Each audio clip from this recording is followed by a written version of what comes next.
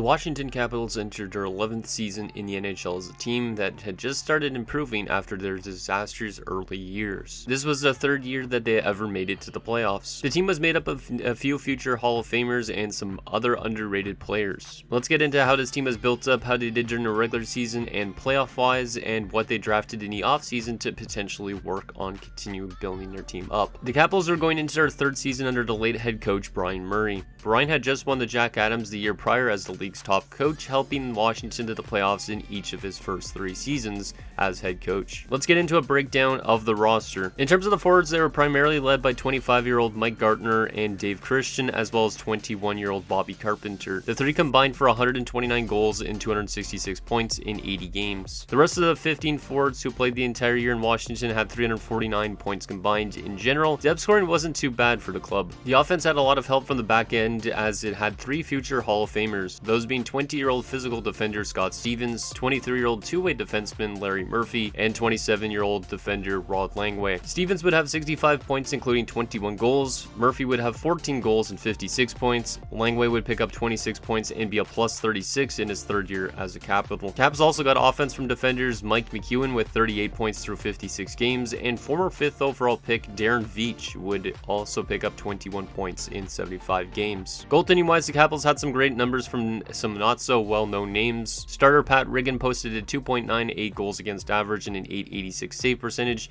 which had him 4th in Vezina voting. He had won the Willie Matt Jennings the year prior with the backup Al Jensen. Jensen would do good again this year. In 14 games, he'd have a 10-3-1 record with a 2.54 goals against average and an 884 save percentage. And finally, their third string 23-year-old Bob Mason would put up good numbers as well, going 8-2-1 through 12 games. On the trade front for the season, the Caps didn't do too much except for one trade that really didn't work out too well for them. They would send 20-year-old Dean Evison, who had 7 points in 15 games alongside goalie prospect Peter Sidorkowicz, to the Hartford Whalers for a former late first-round pick in 1983, David Jensen. Jensen played a few years with the Caps after the season, but never developed into that great of a player. Meanwhile, Dean Evison went on to put up a lot better numbers in Hartford, and then Sidorkowicz was actually mainly a starter in Hartford, but he never really put up hugely good numbers. He put below average numbers, I would say. The Caps were a pretty balanced team in terms of both offense and defense. Their 322 goals for finished 8th out of 21 teams, and their 240 goals against was second best, only behind the Buffalo Sabres by 3 more goals allowed. Part of the offensive success was that they were the 4th best team on the power play at 23.87%. What I find odd is despite being the 2nd best defensive team, their penalty kill was dreadful at 76.22%, which was the 15th best in the league. The highlight to me of their regular season was the stretch from November 25th, 1984 to February 8th, 1985, where they went 28-5-3 and never lost 2 consecutive games. Prior to that run, they were 6-8-5, and they would finish this season off 46-25-9, which had them 3rd,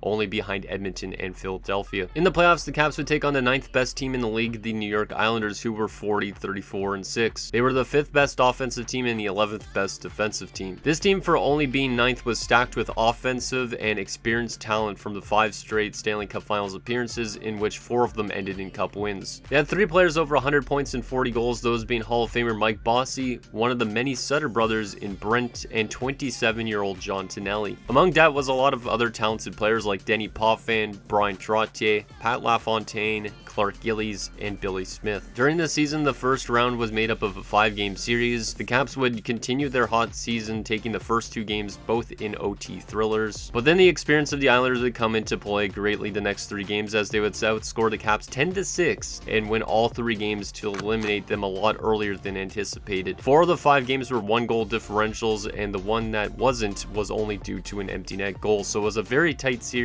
with a team that basically just had a ton of experience, and that was the difference maker and why the Caps ended up losing in the first round. The Caps would make 13 selections in 1985, seeing 5 of them make the NHL and 4 of them play games in Washington. First was left winger Yvon Corriveau, who was selected 19th. Yvon would spend 146 games in Washington before being dealt to Hartford, which ended up getting them former All-Star goalie Mike Liut in 1990. Corriveau was a physical forward who could also score periodically, but not consistent enough to have a long NHL career. Secondly was another winger in John Druce, who wouldn't debut with the Caps till 1988-89. After 2 240 games, he would be dealt to Winnipeg before the start of the 92-93 season. Druce was a well-rounded player with some offensive skill, physicality, and defensive knowledge. His best stretch of hockey was in the 1990 playoffs, where he would score 14 goals and 17 points in 15 games. At 61st, they would take John Druce's junior teammate Rob Murray, who had only played 58 games with the Caps before being dealt to the Jets for a 7th round pick. Murray was primarily a physical forward with some offensive skill at the AHL level, which wouldn't really translate to the NHL. 82nd, the Caps would take their first defender of the draft, that being noted handlebar mustache legend Bill Holder. Bill wouldn't debut with the Capitals till the 87-88 season and would be dealt after only 79 games before the 90-91 season. And lastly, the Caps would select future head coach Dallas Eakins at 208th overall. Despite not playing a single game for them, having a player selected that late play 120 games in the NHL was rather impressive. Eakins only spent 1 year in the Cap system playing in Baltimore of the AHL before he would go on to sign in Winnipeg in 1989. As for guys they could have drafted in this draft, there wasn't the most stacked draft in terms of solid options, but there was a few clear misses. The first clear miss was Hall of Famer Joe Nieuwendyk, who the Flames snagged at 27th overall. However, some other solid options like 24-year-old Igor Larionov, left winger Derek King, defenseman Frederick Olsen, and goalie Sean Burke, Mike Richter, Bill Ranford, they all could have helped out with this core a lot more. Mind you, Washington had some pretty bad track record in terms of their selections from 1985 to 87, even with the legendary GM David Poile at the helm.